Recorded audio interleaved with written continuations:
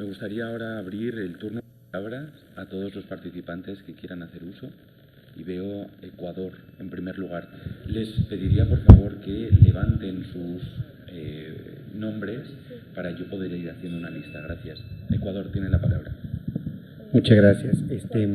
Es muy importante este tema. Yo creo que es indispensable que tengamos ulteriores reuniones para avanzar en profundidad en los detalles técnicos de este tipo de circunstancias, ¿no? Me parece que es importante, además de enfocar la cuestión intra-latinoamericana, hacer mucho hincapié en la relación que vamos teniendo cada uno de los países y a veces subregionalmente con otros países más grandes, sobre todo con Estados Unidos y Europa, más aún en el marco de la concreción de estos tratados, tanto el Trans-Pacific como el Transatlantic Public-Private Partnership, ¿no? Que te genera una serie de otros elementos ligados a los temas de Singapur y a lo que antes fue bloqueado como el Acuerdo Mundial de Inversiones, porque ahí tienes problemas con el texto, con el contexto y con el pretexto, que a veces pueden convertirse en verdaderas trampas para nuestros países. Además, me parece que hay un vector fundamental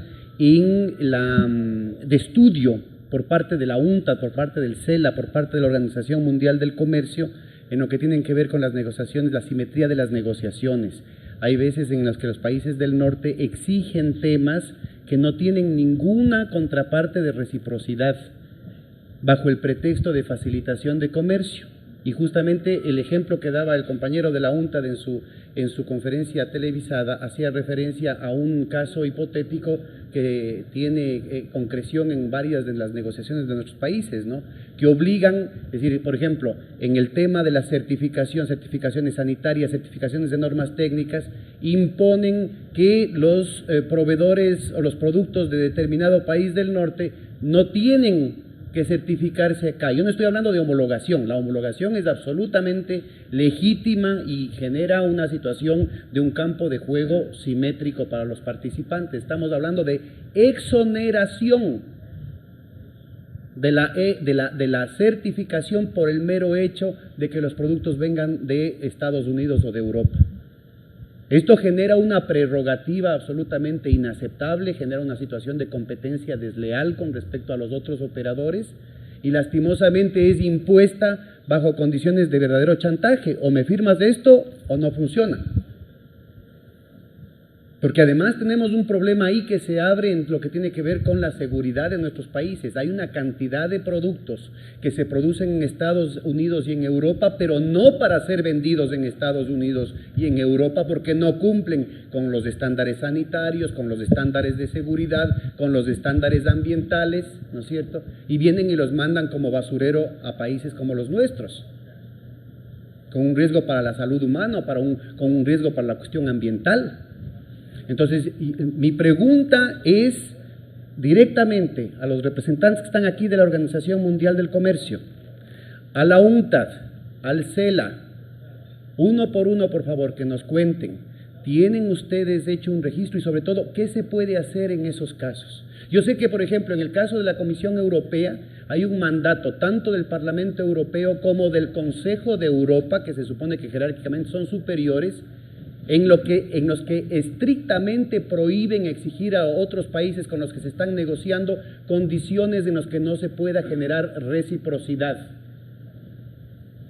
Y yo estoy seguro que ningún país de Europa va, por ejemplo, a aceptar el que se exonere a un país de América Latina de exportar hacia ese país de Europa sin cumplir con las certificaciones que demanda la ley.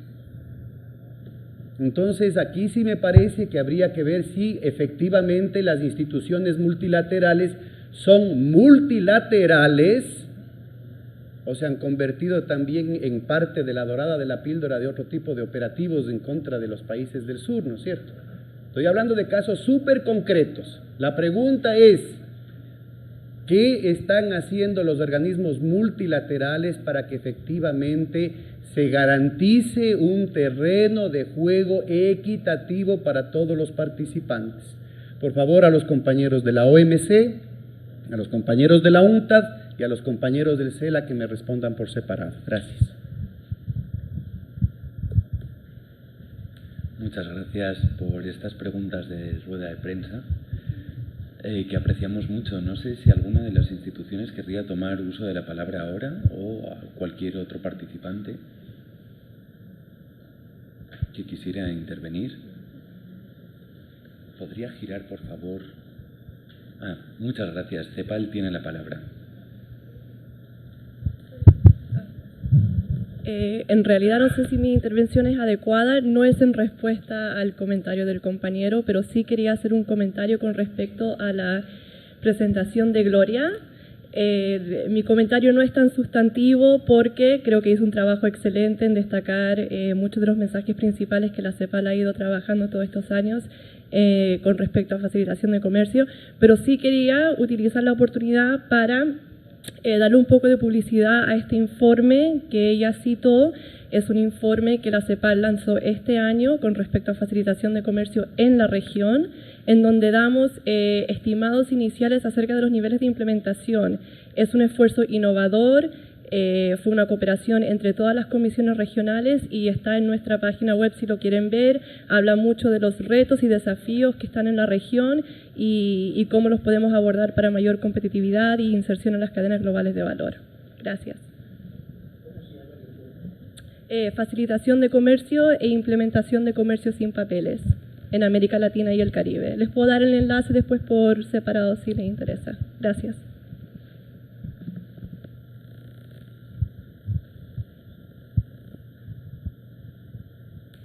Muchas gracias.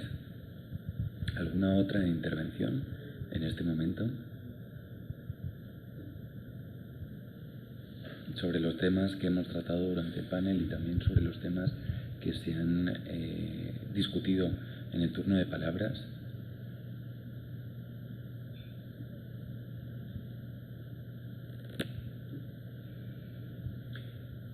En ese caso, quisiera dar la palabra a la UNCTAD para una intervención. Gracias.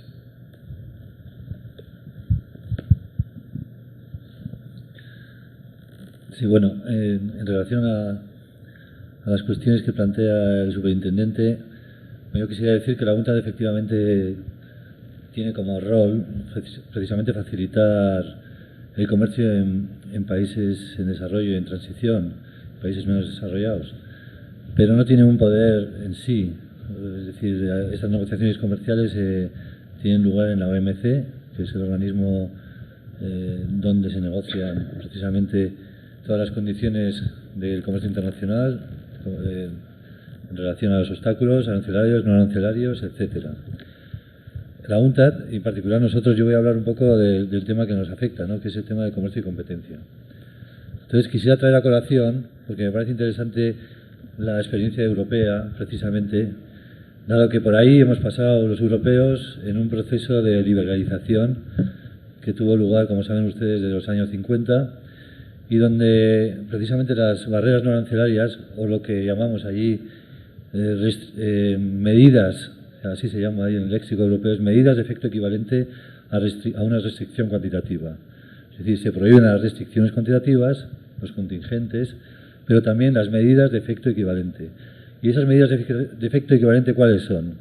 Todas aquellas que establecen los Estados desde el punto de vista administrativo, trámites administrativos y otras normativas, fundamentalmente técnicas, que tienen un efecto negativo en el comercio porque obstaculizan, traban, etcétera, el comercio entre Estados miembros. Y ese fue un problema que se generó en gran medida en los años 70, cuando desaparecieron los aranceles y los Estados miembros tuvieron que obligatoriamente suprimir todos los contingentes arancelarios que existían en la época. Y entonces comenzaron a surgir este tipo de normativas técnicas en todos los Estados miembros, normativas de orden proteccionista, como no puede ser de otra manera, porque trataban de establecer condiciones en la producción, en la fabricación de ciertos productos, condiciones que no respondían a ningún objetivo de protección de la seguridad, de la salud, etcétera, sino que muchas veces eran normativas de orden tradicional en los países, ¿no? Y voy a poner un ejemplo porque me parece que este caso fue el que realmente solucionó en gran parte el problema de las barreras técnicas. Este fue un caso que quizá alguno conoce, el caso del Cassis de Dijon. Cassis de Dijon es un líquido, es un licor que se fabrica en Francia. Es un licor que tiene más o menos una graduación alcohólica de 16 grados y el problema surgió cuando un importador alemán intentó importar este licor a Alemania.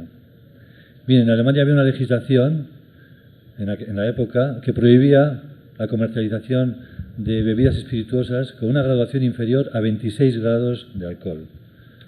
Entonces aquí se planteaba un problema de que este producto no cumplía la normativa técnica alemana. Obviamente el caso llegó a los tribunales alemanes porque el importador que no pudo importar se le denegó el permiso de importación, recurrió este acto administrativo y el tribunal alemán planteó una cuestión prejudicial al tribunal europeo. Este es un sistema que existe en Europa precisamente para uniformizar la aplicación del derecho comunitario y el tribunal europeo adoptó una resolución muy inteligente y muy válida y muy eficaz para el futuro de la Unión Europea, porque proclamó un principio que fue el principio de reconocimiento mutuo. Decía el tribunal, en una de las considerandos, que cualquier producto que haya sido legalmente fabricado y comercializado en un Estado miembro, en principio, puede hacerlo en el resto de los Estados miembros, porque se supone que es un producto que tiene garantías de sanidad, seguridad, etcétera, etcétera, ¿no? Y únicamente abrió una puerta a los Estados para poder oponerse a una importación. Solamente podrán oponerse cuando demuestren que ese producto es contrario, que puede producir un daño a la salud, a la seguridad, al medio ambiente o que vaya en contra de la lealtad de las transacciones comerciales. Eso fue lo que dijo el tribunal. Y a partir de ahí, eso es importante, porque a partir de ahí, obviamente, todos los productos podrían circular libremente en los Estados miembros. Y los Estados miembros, cuando querían oponerse a la importación de un producto, tenían que justificar pues, que era un producto dañino, que era un producto malo, de alguna manera, para uno de esos principios básicos que es la seguridad, la salud y el medio ambiente. Bueno, quiero decir esto porque a partir de ese momento todo el sistema legislativo de la Unión Europea se dedicó precisamente a regular directivas tendentes a facilitar el comercio de productos que podían tener un cierto riesgo a la salud, a la seguridad o al medio ambiente, ¿no? Y las legislaciones comunitarias se centraron en ese tipo de legislaciones. Los Estados miembros tenían que legislar para facilitar el comercio entre Estados miembros de este tipo de productos y bueno, los productos básicos fueron pues la maquinaria de construcción, los juguetes, es decir, todo aquel producto que tenía un tipo de riesgo para el consumidor. Bien, a partir de ahí, por lo tanto, los estados podían regular, pero sus regulaciones tenían que ser de alguna manera facilitadoras del comercio y justificar el nivel de protección que querían dar a sus productos, que iba a ser, al fin y al cabo, un nivel de protección estandarizado a nivel europeo y que iba a permitir la libre circulación de esas mercancías. Bueno, ahora quiero ir a lo que me interesa. ¿Cuál es el rol que pueden jugar aquí las autoridades de competencia? Porque al fin y al cabo estamos hablando de comercio, pero también estamos hablando de competencia. Cuando no hay libre comercio, la competencia se reduce. Entonces, ¿qué rol pueden jugar aquí las autoridades de competencia? Pues un rol que cada vez es más importante, que es el rol de lo que llamamos abogacía de la competencia, ¿no? ¿En qué consiste? Las autoridades de competencia conocemos el funcionamiento de los mercados.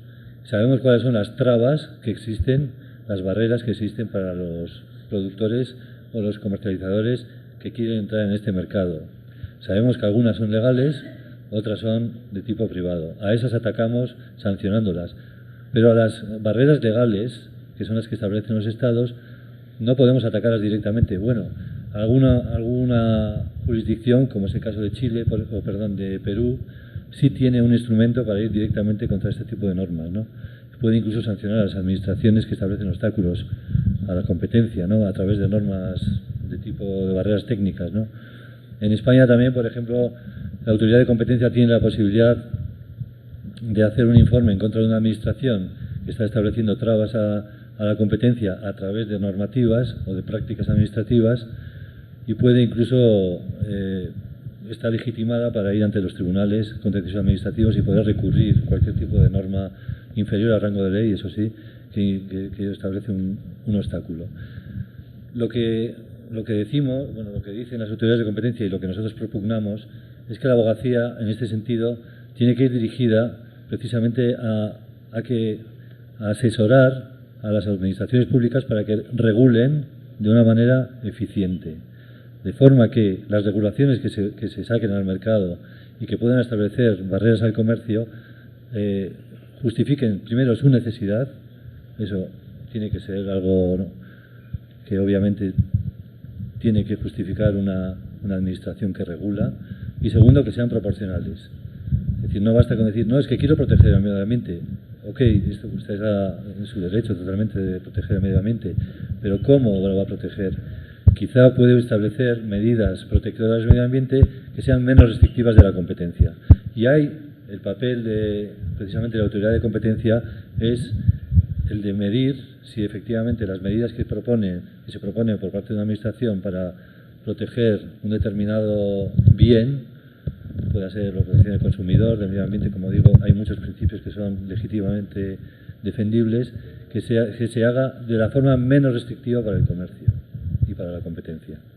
Y ese es un poco el rol que yo quiero aquí. La idea es esa, ¿no? Es decir, el rol de la autoridad de competencia como órgano consultivo para las administraciones públicas.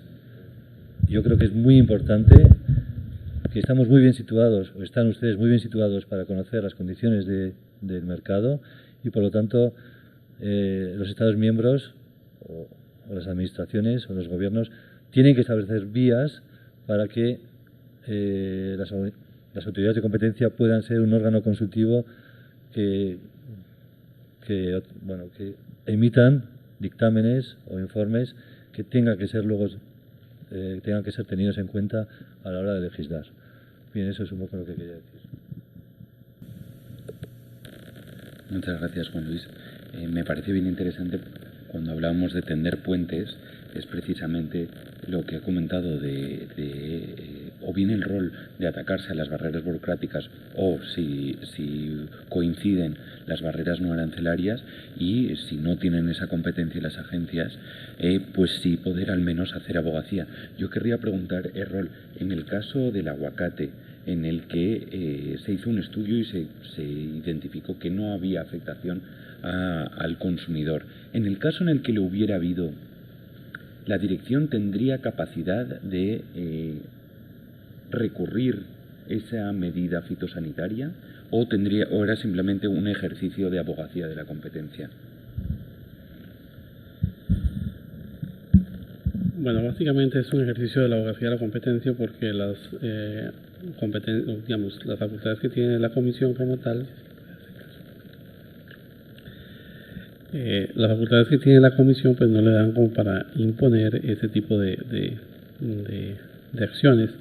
Lo más, cuando un reglamento técnico no tiene una justificación o una medida, como reglamento sí.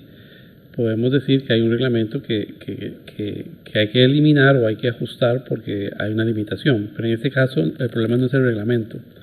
En el caso que se estudió, más bien la metodología es aceptada, que existan ese tipo de restricciones cuando hay una afectación, al ser humano o a la producción. En el tema de que se haya hecho una fundamentación técnica no válida, ahí es un tema de abogacía, de recomendación y de gestión gubernamental para que se elimine esa práctica como tal. Pero entonces, si se había afectado, el consumidor mediante una medida técnica no fundamentada, pues, ahí sí tenemos una recomendación para no accionar. Pero, esas son las limitaciones que tiene como tal el tema de competencia nuestro, ¿verdad? Muchas gracias, Errol. De hecho, a pesar de esas limitaciones, ya habéis hecho uso de esas capacidades de abogacía, como es en el caso del aguacate. Quisiera abrir ahora el uso de palabra a otras experiencias que haya podido haber, sea a través de atacándose directamente a las barreras no arancelarias o barreras burocráticas, según la nomenclatura que se utilice, o a las acciones de abogacía que hayan podido llevar a cabo las agencias de competencia con impacto sobre el comercio.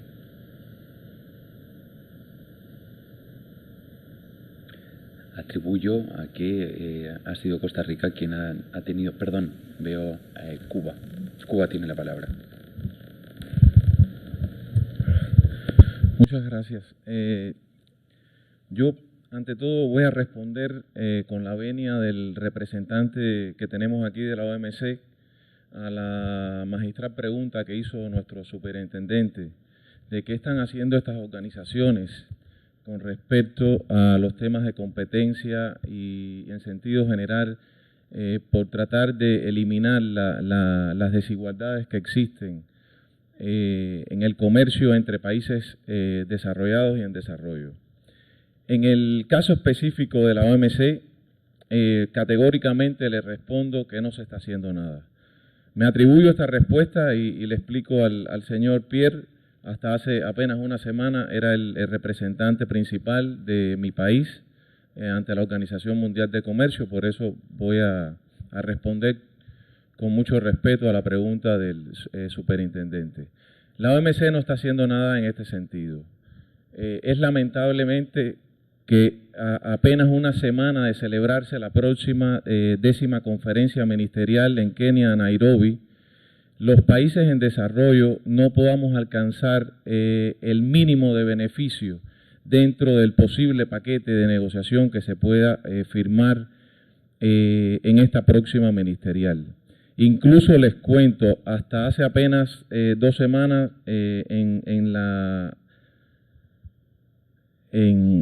principal mesa de negociación de esta organización, se presentaron nuevas propuestas para aprobar en Nairobi que lejos de por lo menos tratar de mantener las ventajas que teníamos los países en desarrollo y en específico los países menos adelantados en los acuerdos actuales de la organización, y me refiero en específico a los temas de agricultura, los países desarrollados han presentado nuevos textos que tratan de eliminar esos años de negociación, pero además proponen eliminar las pocas disposiciones sobre trato especial y diferenciado que fueron adoptadas ante referéndum en los textos de negociación de diciembre del 2008 que se conocen como la revisión 4.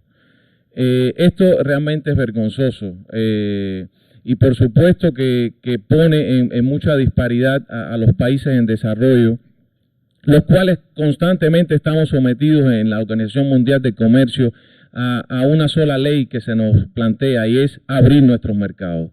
O sea, el tema de acceso a los mercados es lo que impera.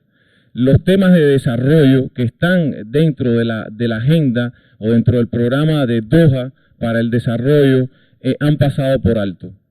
Y en esto mi modesta conclusión se basa, y así lo expreso, en que fue un error muy grande de los miembros de esta organización, incluyéndonos a nosotros, en haber aceptado en Bali la firma del Acuerdo de Facilitación de Comercio, que hoy estamos aquí defendiendo y con el cual no tenemos nada en contra, pero que estratégicamente ha roto con un principio básico dentro de la organización, que es el principio del todo único.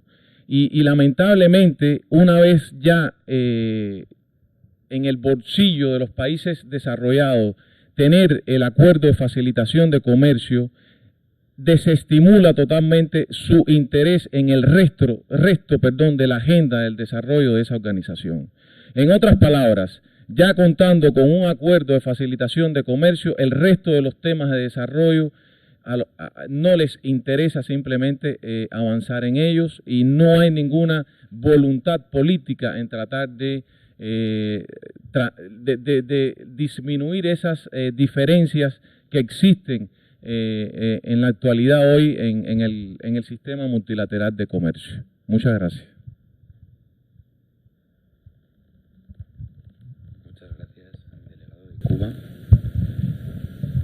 OMC. La OMC tiene la palabra.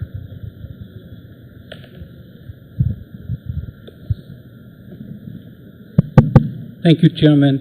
I take the floor because the question was addressed directly to the WTO. Unfortunately, my response will be both brief and disappointing.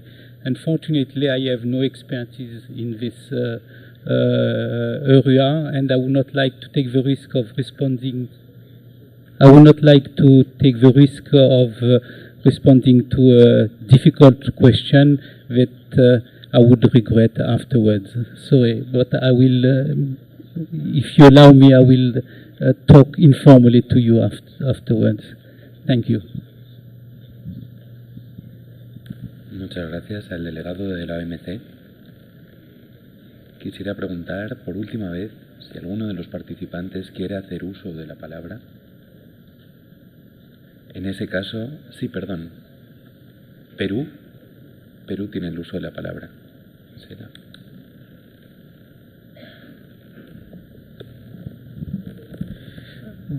Buenos días.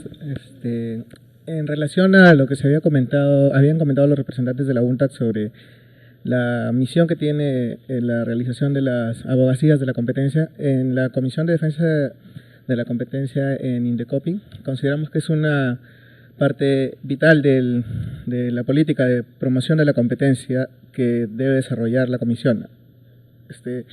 Digamos que es algo paralelo a la detección y sanción de carteles. Viene por el otro lado la promoción de la libre competencia, que básicamente se enfoca en determinar las barreras que pueden existir en algunos mercados, que como bien menciona puede ser barreras generadas por las normas que han emitido las agencias que se encargan de supervisar o regular esos mercados, y mediante la detección y análisis de cómo impactarían estas normativas dentro del mercado, se hacen recomendaciones a dichas agencias regulatorias. Con el cambio en la ley de competencia que se hizo hace poco, se le dio más poder a la Comisión para que las recomendaciones que se hicieran obtuvieran una respuesta de manera obligatoria de estos organismos regulatorios, porque hasta antes del cambio de la normativa se transmitían las recomendaciones y la entidad podía, en este caso, aplicarlas o solo tomarlas en conocimiento. Pero ahora se obliga a la entidad a la que se le cursan estas recomendaciones que entregue un informe de cómo va a aplicar las medidas que se están recomendando en las políticas que ellos toman con respecto al mercado que regulan. Como también se mencionó, aparte de las abogacías de competencia dentro de Indecopi, existe la Comisión de Eliminación de Barreras Burocráticas, que básicamente lo que hace es revisar también algunas normativas que afecten a la entrada y permanencia de agentes al mercado. Y ellos sí tienen la potestad de sancionar a en este caso, entidades públicas, si es que no eliminan o no corrigen los problemas que han implementado dentro del mercado con las normativas que ellos han puesto. En este sentido, como había mencionado, creemos que es un punto muy importante para incentivar la competencia, el tema de la identificación de las barreras a la entrada que se han generado principalmente por actos normativos, y que aparte es bastante importante empoderar a la agencia de competencia para que reciba una respuesta de las agencias regulatorias. Para eso también incrementa en este caso la coordinación entre agencias, que básicamente es lo que al final va a hacer que fluya la información entre las agencias y se beneficia al mercado y a los consumidores. Muchas gracias. Tengo en mi lista dos últimas intervenciones. Le pediré que sea muy breve y que se identifique cuando tome la palabra, por favor.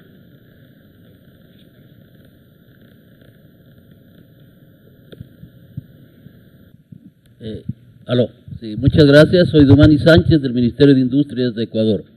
Bien, quería más que todo preguntar a la compañera del CELA, en cuanto habló usted de las normas de origen.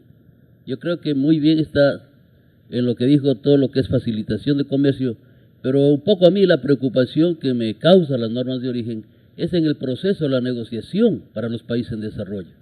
¿En qué sentido? Por un lado, todas las medidas arancelarias estamos tratando de bajarlas a cero, pero cuando empezamos una negociación con países grandes, los requisitos específicos de origen en los reos son los que van teniendo más connotación en las negociaciones. Por un lado me dicen, te dejo a cero toda la entrada de los productos, pero por otro lado, y esto tiene que tener direccionado no solo con los estados, sino con las empresas grandes y en competencia, sí te doy el cero si te acoges a tales requisitos de origen, que tienes que tener valor agregado, inclusive lo que usted muy bien manifestaba, los requisitos de origen tienen que ser regionales, pero muchas veces en las negociaciones solo aceptan bilaterales, dejando por lado un poco huérfano a los países en desarrollo en este tipo de negociaciones. Esto es importante tener en cuenta y considerar, me gustaría su criterio.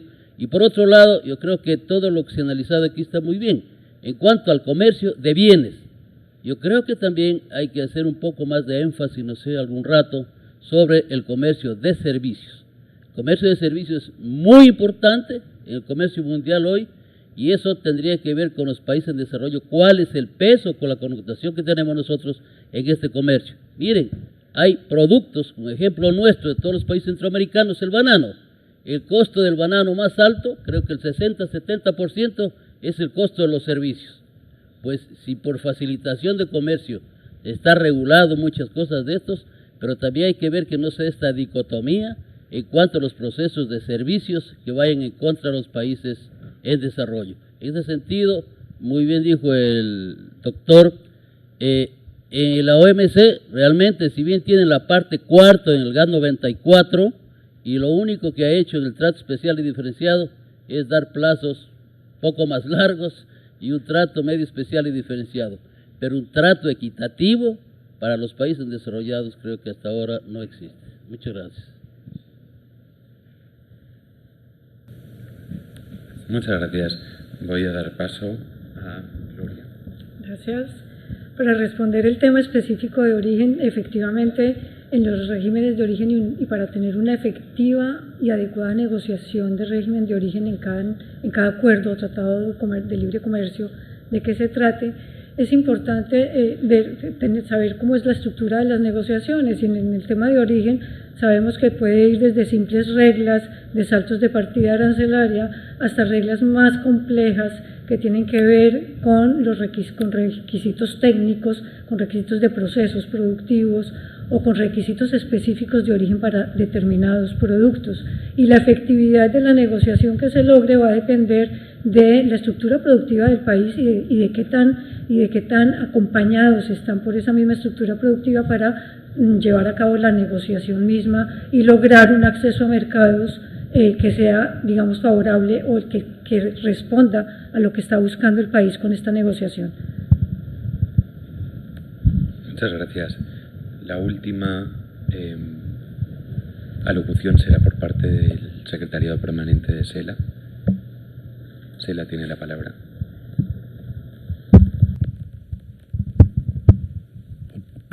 Muchas gracias, señor coordinador. Quisiera referirme brevemente a la preocupación manifestada por el distinguido superintendente en relación con las restricciones y políticas anticompetencia, en contra de la competencia leal de las empresas transnacionales. En la pasada reunión del Consejo Decisorio del Consejo Latinoamericano del CELA hace unos 15 días atrás, los ministros aprobaron el nuevo programa de trabajo del CELA para 2016. Dos actividades relacionadas con las las negociaciones denominadas mega regionales, que se están una ya llevando a cabo y otra está prevista llevarse a cabo en los próximos meses. La primera es, como bien conocido, el tratado, las negociaciones para concertar un tratado llamado Tratado Transatlántico de Comercio e Inversión entre los Estados Unidos y la Unión Europea. Allí es previsible, tomando en cuenta los variados tratados de libre comercio que hay entre países tanto latinoamericanos como caribeños, en el Caribe, sobre todo el tratado de CARIFORUM, que es un foro que reúne a los países de la Comunidad del Caribe y la República Dominicana, suscrito con la Unión Europea hace unos 4 o 5 años atrás, pero también hay otros tratados comerciales firmados entre países latinoamericanos con la Unión Europea, por un lado, y por otro lado con los Estados Unidos. Es previsible que las condiciones vigentes en esos tratados se vean alteradas, por no decir menoscabadas, cuando se lleve a cabo, cuando se concluyan esas negociaciones. Y allí están involucradas el impacto que puedan tener las nuevas regulaciones de mercado, entre ellas las regulaciones de competencia, que ambos tratados pueden ejercer sobre las relaciones económicas y comerciales con América Latina y el Caribe. Igualmente, en relación con el Tratado Transpacífico, que abarca unos 12 países, liderados básicamente por los Estados Unidos y países de Asia-Pacífico, van dirigidas a crear una nueva estructura, una nueva arquitectura, perdón, en el comercio y en la economía y en la producción y el comercio a nivel global. Y esas negociaciones, repito, van a tener un impacto hasta de alguna manera negativo en las relaciones comerciales, las múltiples relaciones comerciales entre países de América Latina, sobre todo de América del Sur, con países de Asia-Pacífico.